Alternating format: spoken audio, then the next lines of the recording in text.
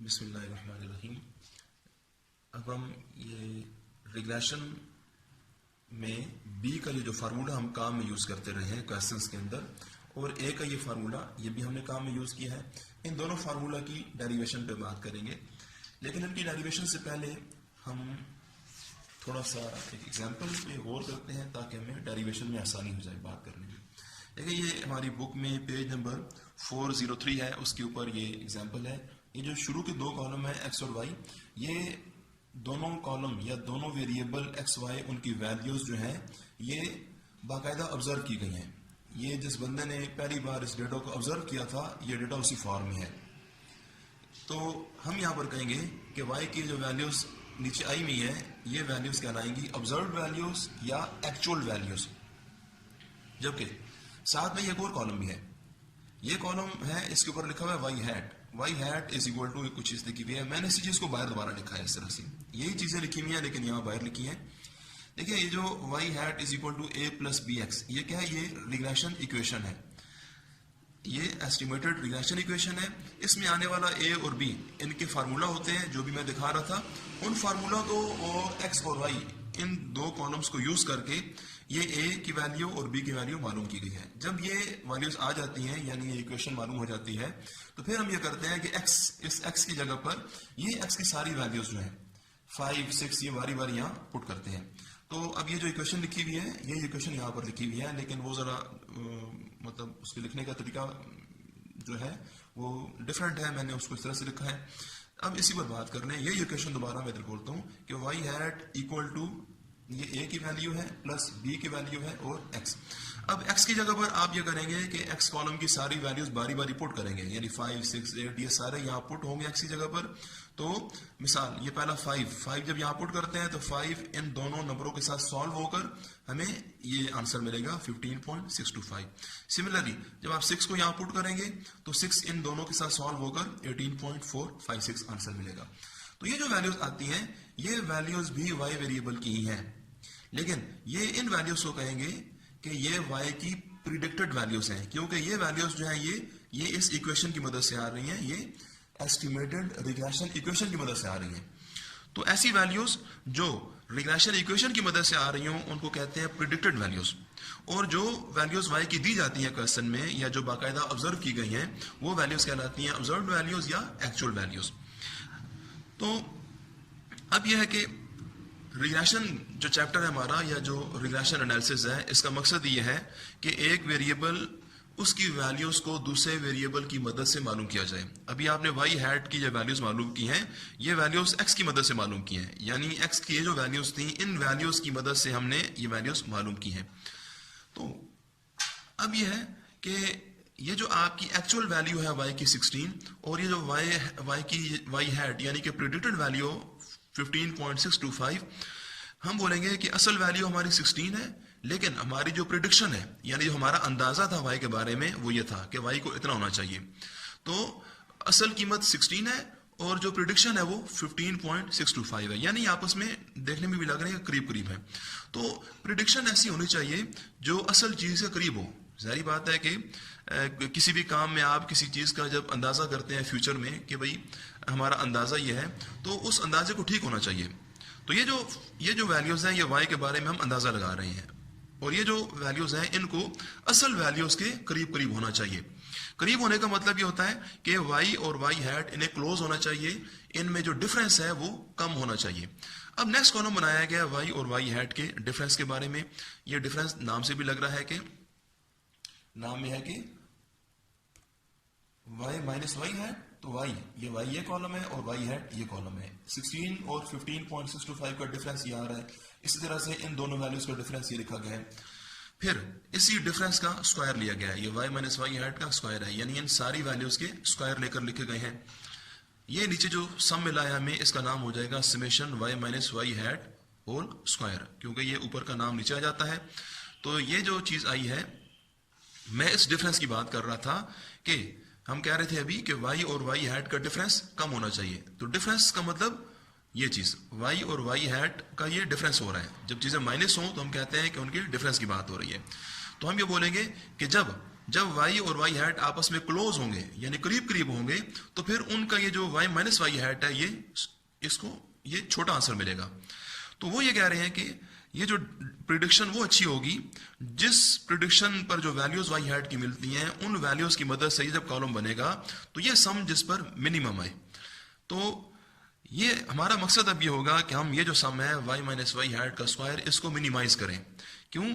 क्योंकि ये मिनिमाइज करने का मतलब ये होगा अब कि y और y हैट आपस में क्लोज है, यानी हमारे एक्चुअल काम और हमारी प्रेडिक्शन आपस में करीब करीब है। तो अब हमने इस चीज को मिनिमाइज करना है। इस चीज को मिनिमाइज करने की बुनियाद पर ही हम a और b के फार्मूला की डेरिवेशन करेंगे। तो ये चीज अब पढ़ते हैं इसको, ये है, इसको पढ़ेंगे सम ऑफ, अच्छा ये y माइनस वाई हैट का एक और नाम है e लिखें या y माइनस वाई हैट, ये एक ही बात है। इसको पढ़ेंगे हम यूं पढ़ेंगे सम ऑफ स्क्वायर ऑफ रेजिड्यूल या सम ऑफ स्क्वायर ऑफ रेजिड्यूल, ये अंदर रेजिड्यूल लिखा हुआ है। तो अभी मैं कह रहा था कि इस सम को मिनिमाइज करना है हमने, ये मिनिमम होना चाहिए क्योंकि ये मिनिमम होने का मतलब यह है कि y और y हैट क्लोज हैं। y और y हैट क्लोज होने का मतलब यह है कि हमारी प्रेडिक्शन और एक्चुअल चीजें आपस में वो करीब करीब हैं। तो अब ये जो सम है मैं अपनी बात यहां से स्टार्ट करूंगा कि मैंने इसको मिनिमाइज करना है।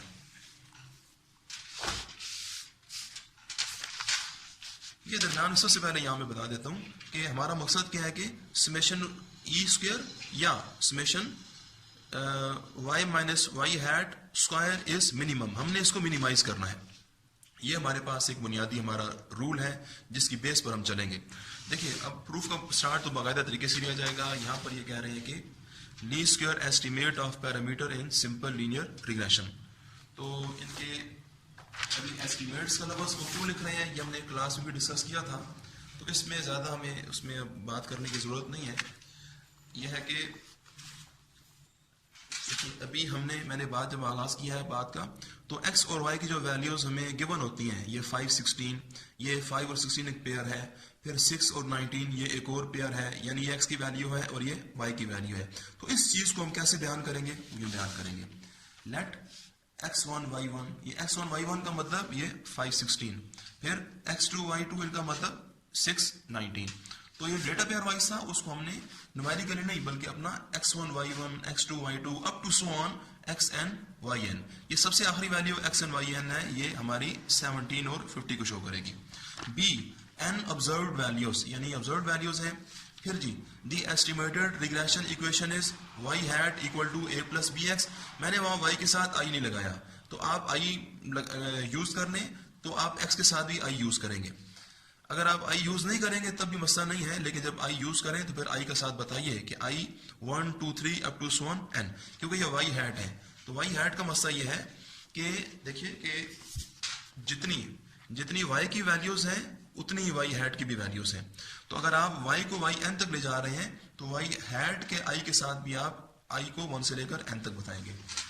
फिर नीचे लिखा है जी कि वेयर a इज, देखिए ये जो है ये सैंपल की, मैंने क्लास में बात की थी, एक चीज होती है सैंपल और एक होती है पॉपुलेशन। तो ये हमारा सैंपल का मॉडल है, ये सैंपल की रिग्रेशन इक्वेशन है। तो सैंपल की जो चीजें होती हैं वो पॉपुलेशन की चीजों का एस्टिमेट होती हैं। तो ये जो ए है ये सैंपल का है, ये पॉपुलेशन की इसकी कोरस्पॉन्डेंस में जो चीज है उसका एस्टिमेट है, और इसी तरह से ये बी जो है ये बी भी पॉपुलेशन की चीज का एस्टिमेट है। ये सैंपल की रिग्रेशन इक्वेशन है। तो इस बात को हमने यहाँ तीन लाइनों में लिखा है, where A is estimate of population regression constant and B is estimate of population regression coefficient. तो एक्स के साथ जो चीज होती है उसको हम कहते हैं रिग्रेशन कोएफिशिएंट, और ये जो अकेला चीज होती है ये जो इसको हम कहते हैं रिग्रेशन कांस्टेंट। अब इसके बाद जो भी मैं बोल रहा था कि हमने इस सम को अब मिनिमाइज करना है, तो ये जो मिनिमाइज करना है ये कहां से बात चली है, ये एक प्रिंसिपल है हमारे पास। उस प्रिंसिपल का नाम है प्रिंसिपल ऑफ लीस्ट स्क्वायर्स। ये ऊपर लिखा है हमने अकॉर्डिंग टू दी पहले ना क्या था, according to the principle of least squares the best values of A and B are those. कह रहे हैं कि ए और बी जो फार्मूला हमें डिराइव करना है, कह रहे हैं वो फार्मूला सबसे बेहतर होगा A and B are those for which the sum of square of residual is minimum। यही बात जो मैं बोल रहा था कि sum of square of residual is minimum। अच्छा जी, अब ये जो sum of square of residual है इसको दोबारा मैंने यहाँ लिखा कि ये है क्या। अभी यह अब यहाँ मैंने एक बार आई लिखा है, नीचे मैं आई नहीं लिखूंगा, अब बार बार आई लिखने का हमें जरूरत नहीं है। सिंपली हम समेशन ई स्क्वायर को यहाँ लिखेंगे, दिस इज इक्वल टू, ये बात दोबारा लिखी। अब y की जगह y और y हैट की जगह पर हमें पता है कि y हैट जो होती है वो ऊपर भी लिखी हुई है, ये a प्लस बी एक्स होती है। तो इसको यहाँ पुट कीजिए, तो जब a plus B X put करेंगे, बाहर माइनस का साइन है, तो ये a माइनस बी एक्स करना है। देखिए अब ये जो सम है, सम ऑफ स्क्वायर ऑफ रेसिडुअल, ये जो चीज है ये इसके इक्वल है और ये इसके इक्वल है, यानी सम ऑफ स्क्वायर ऑफ रेसिडुअल जो है वो a और b के साथ उसका ताल्लुक यहाँ नजर आ रहा है। तो हम बोलेंगे कि जो sum of square of residual है, this is equal to this और this is a function of A b, क्योंकि जब a और b की वैल्यूज बदलते हैं तो फिर ये सम बदल जाएगा। तो यहाँ पर बोलेंगे कि ये जो सम है ये a और b का फंक्शन है, लिहाजा ये इसके इक्वल था, लिहाजा हम बोलेंगे कि सम ऑफ ई स्क्वायर जो है ये एक फंक्शन है ए और बी का। अब यह कि अभी हमने क्योंकि सम ऑफ ई स्क्वायर को मिनिमाइज करना है, और ये जिस चीज को मिनिमाइज करना है वो ए और बी का फंक्शन है, यानी वो ए और बी के ऊपर वो डिपेंड कर रहा है। तो हम ये करेंगे कि हम इस को, क्योंकि हमने मिनिमाइज करना है, तो जब चीजों को मिनिमाइज करना हो तो वहां पर हम लेते हैं पार्शियल डेरिवेटिव्स। तो यहां लिखेंगे hence summation E square is a function of A B, जो मैं बोल रहा हूं वो भी, to find the value of A and B which minimises summation E square we take, क्योंकि मैंने पहले ही कहा है कि हमने इसको मिनिमाइज करना है, लेकिन ये मिनिमाइज तो करना है, लेकिन ये फंक्शन है ए बी का, तो फिर ये ए और बी के लिहाज से मिनिमाइज किया जाएगा, यानी हमने ए और बी की ऐसी वैल्यूज अब सिलेक्ट करनी है जो इसको मिनिमाइज करें। फिर तो मिनिमाइज करने के लिए हम करते हैं पार्शियल डेरिवेटिव लेते हैं। तो हम ये करेंगे to find the values of A and B which minimises summation E square we take partial derivative with respect to a, और फिर partial derivative with respect to b, इसी चीज का, क्योंकि ये चीज फंक्शन है ए बी का, लिहाजा इस चीज का हम डेरिवेटिव लेंगे विद रिस्पेक्ट टू ए और इसी चीज का डेरिवेटिव लेंगे विद रिस्पेक्ट टू बी और उनको जीरो के इक्वल पुट करेंगे। अभी जो समेशन ई स्क्वायर है हमारे पास, ये जो चीज है हमारी समेशन ई स्क्वायर, यहां से ये चीज दीजिए, इसको आप यहां पुट कीजिए, बाकी partial derivative with respect to a ऐसे ही रहेगा, जीरो का जीरो रहेगा, इसकी जगह पर इसकी ये वैल्यू पुट की, ये मैंने कर दिया, और यहां पर भी हमने दूसरी जो चीज बोल रहे हैं उधर भी हमने इसकी ये वैल्यू पुट कर दी है। अब यह है कि नेक्स्ट अगर आप जैसे करना चाहें, आप इसको 1 का नाम दे दें और इसको 2 का नाम दे दें, और पहले इस पार्शियल डेरिवेटिव को सॉल्व कर लें, फिर आप पार्शियल डेरिवेटिव ऑफ बी को सॉल्व कर लें। लेकिन मैंने ये दोनों साथ साथ ही चलाई हैं, मैंने एक बार एंड लिख दिया है बीच में, और बार बार मैं हर स्टेप में नीचे एंड लिखता रहूंगा, मैं इस डेरिवेटिव को साथ साथ चलाता रहूंगा और इसको भी उसी के सामने चलाता रहूंगा। ये जो पार्शियल डेरिवेटिव आ रहा है ए का विद रिस्पेक्ट टू ए है, इसको आप समेशन के अंदर ले जाइए, डेरिवेटिव जो होता है वो समेशन के अंदर जा सकते हैं, ये भी समेशन के अंदर चला जाएगा, और derivative with respect to B जो है ये भी समेशन के अंदर ले जाइए। अब पार्शियल डेरिवेटिव का ये तरीका है कि पार्शियल डेरिवेटिव क्योंकि विद रिस्पेक्ट टू ए है, तो अंदर जो चीज है वहां पर वो ए यहाँ पर वेरिएबल समझा जाएगा, बाकी सारी चीजें कांस्टेंट समझी जाएगी। तो क्योंकि आप with respect to A partial derivative ले रहे हैं, तो ए वेरिएबल है, बाकी वाई भी कांस्टेंट है और बी एक्स ये भी कांस्टेंट है। तो जब डेरिवेटिव किसी कांस्टेंट के लिए दिया जाए तो वो जीरो हो जाता है, लेकिन ऊपर क्योंकि पावर है तो पहले आपको पावर का वो रूल अप्लाई करना पड़ेगा। पावर का रूल ये है कि 2 को शुरू में ले आएंगे और 2 में से 1 माइनस करेंगे, तो फिर हमें ये चीज मिलनी है। समेशन जो है ये एज इट इज में लिखूंगा, ये मैंने समेशन लिखी, मैं जो बोल रहा था 2 को शुरू में लाया, और क्योंकि 2 शुरू में आया है तो 1 माइनस करने से ये चीज मिलेगी। अब ये है कि अब आपके अंदर वाली चीज का डेरिवेटिव लेना है, तो क्योंकि विद रिस्पेक्ट टू ए काम हो रहा है तो y का डेरिवेटिव 0 हो जाएगा, क्योंकि पार्शियल डेरिवेटिव के लिहाज से पार्शियल डेरिवेटिव ऑफ ए है, तो partial derivative with respect to a है, तो लिहाजा y भी कांस्टेंट है और bx भी कांस्टेंट है, लिहाजा y का डेरिवेटिव भी 0 हो जाएगा और bx का डेरिवेटिव भी 0 हो जाएगा। लेकिन ये माइनस ए जो है, तो माइनस ए का डेरिवेटिव विद रिस्पेक्ट टू ए ही हो रहा है, तो फिर ये -1 आंसर मिलेगा, ये लिख दिया मैंने। इसी तरह से b की जब बात करेंगे तो partial derivative with respect to जो b होगा, b के लिहाज से जो है y कांस्टेंट है और a कांस्टेंट है, लेकिन ये जो b है, अब b इसका यानी b के लिहाज से हम y और a को कांस्टेंट लेंगे, लेकिन bx इस टर्म को हम कांस्टेंट नहीं लेंगे, बल्कि इसके ऊपर हमने डेरिवेटिव अप्लाई करना है।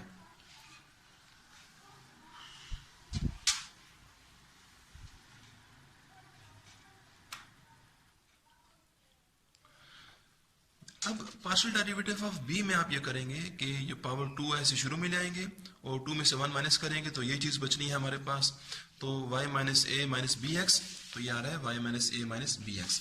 फिर हमने ये करना है कि अंदर ये जो चीज़ है इसका डेरिवेटिव लेना है, लेकिन इसका डेरिवेटिव पार्शियल डेरिवेटिव लेना है विद रिस्पेक्ट टू बी। तो a का डेरिवेटिव 0 हो जाएगा क्योंकि विद रिस्पेक्ट टू b जब काम करेंगे, जब आप पार्शियल डेरिवेटिव लेंगे विद रिस्पेक्ट टू b तो y कांस्टेंट हो जाएगा, a भी कांस्टेंट हो जाएगा, इन दोनों का 0 हो जाएगा। जबकि माइनस बी एक्स पर जब आप ये डेरिवेटिव अप्लाई करेंगे तो b के लिहाज से x भी कांस्टेंट है, तो x कांस्टेंट के रूल के तहत शुरू में आ जाएगा और partial derivative with respect to b जो है वो b के ऊपर अप्लाई होगा तो वो 1 हो जाएगा। यानी ये -1 मिलेगा यहाँ से b के लिए, लेकिन x जो है वो कांस्टेंट होगा तो शुरू में आ जाएगा, लिहाजा ये हो जाएगा ये 0, ये भी 0, लेकिन यहाँ पर सिर्फ -x बचनी है। तो ये जी 0 0 और ये x, और ये इक्वल टू 0 और ये समेशन साथ में चल रही है। पहले मैंने दरम्यान में एंड लिखा है सारे स्टेप्स के आगे, आप दरम्यान में लाइन लगा सकते हैं, आधे में लाइन लगा लें, वो आपके लिए ज्यादा बेहतर रहेगा। क्योंकि मैं ये सारे स्टेप्स नीचे चला रहा हूँ और ये वाले स्टेप्स एक सीध में नीचे चला रहा हूँ, क्योंकि दिस इम्प्लाइज का साइन यूज कर रहा हूँ।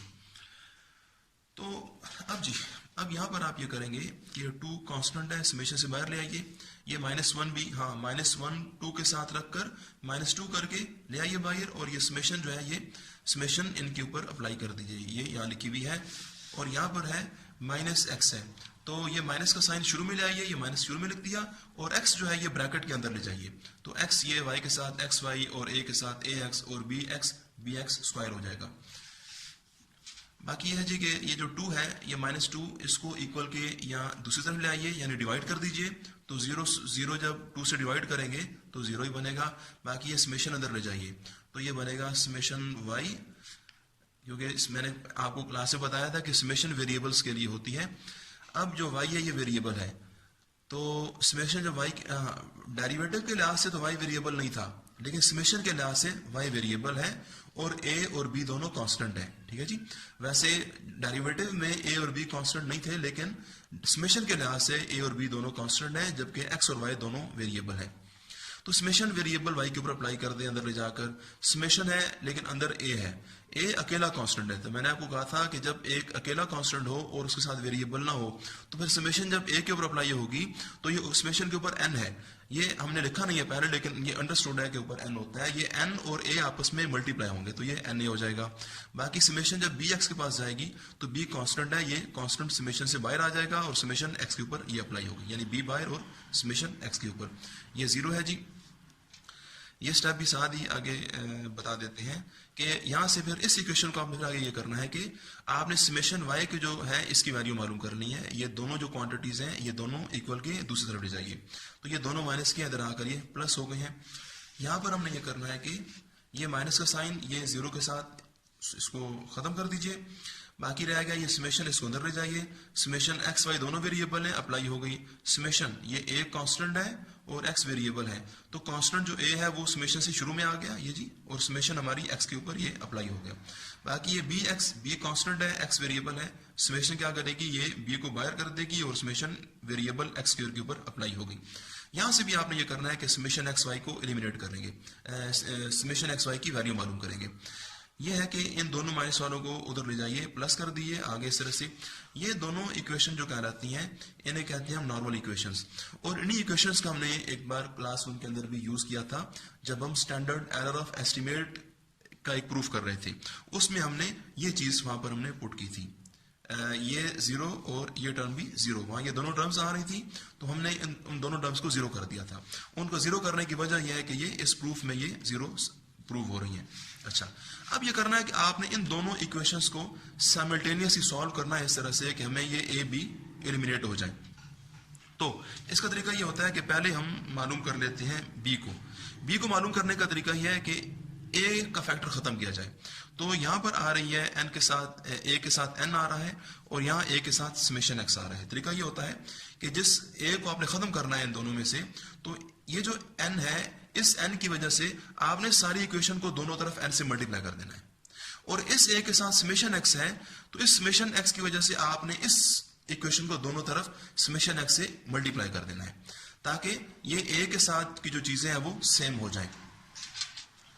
तो यहाँ लिखा है मैंने, ये आप पढ़ लीजिए, these two equations are called normal equations, multiplying equation 1 by summation x and equation 2 by n, तो एंड देन सब्ट्रैक्टिंग। तो मैंने ये जो बात बोली है, तो जब मैं इस इक्वेशन को समेशन x के साथ मल्टीप्लाई करूंगा तो समेशन y पहले ही मौजूद है, तो समेशन x समेशन y, और ये जो हमारे पास है ये a, ये n a है, तो n a लिख दिया उस तरह से, लेकिन साथ में समेशन x भी लिख दिया। फिर b है, तो b का b आ गया, समेशन x पहले ही मौजूद थी, तो जब समेशन x स्क्वायर इस साथ मल्टीप्लाई होगी तो बन जाएगा समेशन x होल स्क्वायर।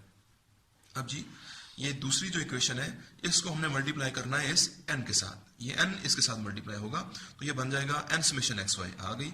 जब n इसके साथ मल्टीप्लाई होगा तो बनेगा n a समेशन x, ये n a समेशन x, बाकी ये n b summation x square, ये n b summation x square.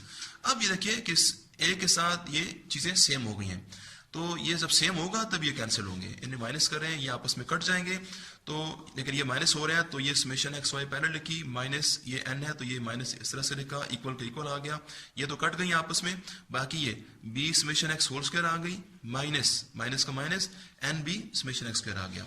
यहां से आप ये करें कि आप ये जो ये सारा फैक्टर है इसमें से b कॉमन ले लें, ये b कॉमन लिया, ये एज इट इज आएगा, यहाँ से b की वैल्यू को आप एलिमिनेट कर लें, यानी ये जो सारी चीज है इसको इक्वल की दूसरे ले जाइए, डिवाइड कर दीजिए, तो ये b आ गया हमारे पास। अब इस b में आप ये करें कि ऊपर भी यहाँ से भी माइनस कॉमन ले लें और नीचे से भी माइनस कॉमन ले लें। तो हमने ये किया है कि हमने, क्योंकि ये इक्वेशन ऊपर रखी है इसको नीचे रखा है, तो हमारा जो b का फार्मूला होता है उसकी फॉर्म जो है वो जो हमने यूज किया उस तरह की अभी ये हमें नजर नहीं आ रही थी, ये जो फॉर्म है उस तरह की नहीं थी। आप ऊपर से माइनस कॉमन लें, यहाँ से माइनस कॉमन लें, तो जब माइनस कॉमन लेंगे तो ये इस तरह से देख लीजिए स्टेप्स, क्योंकि आप मैथमेटिक्स के स्टूडेंट्स हैं तो ये माइनस माइनस कैंसिल हो जाएंगे, तो ये जो टर्म बचेगी, अब ये सारी ये माइनस माइनस कैंसिल हो जाएंगे, तो ये जो चीज बचेगी ये मैंने यहाँ लिखी है, ये बी का फार्मूला बन गया। नेक्स्ट ये है कि